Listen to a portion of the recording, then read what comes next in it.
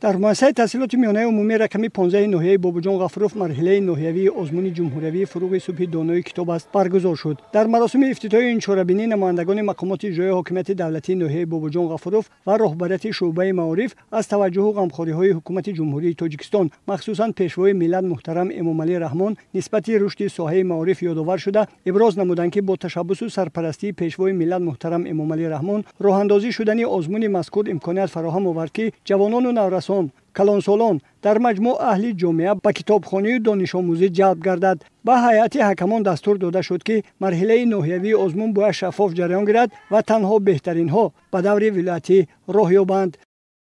اساسگزار صلح و وحدت ملی پیشوای ملت پرزیدنت جمهوری تاجیکستان محترم امامعلی رحمان در برآمدهای خود بارها تاکید می‌نمایند ما ملت فرهنگی تمدن‌ساز و از نسل آریایی بوده باید به تاریخ گذشته‌مان هرچی بیشتر رو آوریم و در قلب خود مهر کتابخوانی و جستجوی علم و دانش را جای نموده باشیم.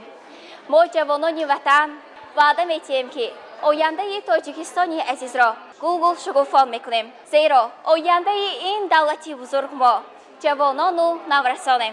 مورد به ذکر است که خوانندگان و آموزگاران ناحیه باباجان غفوروف هم مسئولت در آزمون‌های جمهوری از جمله آزمون فروغ صبح دانای کتاب از فعالانه اشتراک نموده و دستاوردهای ارزنده نائل شده ایستادند. طول 3 سال است که در این آزمون جمهوری فروغ صبح دانای کتاب است اشتراک میکنم.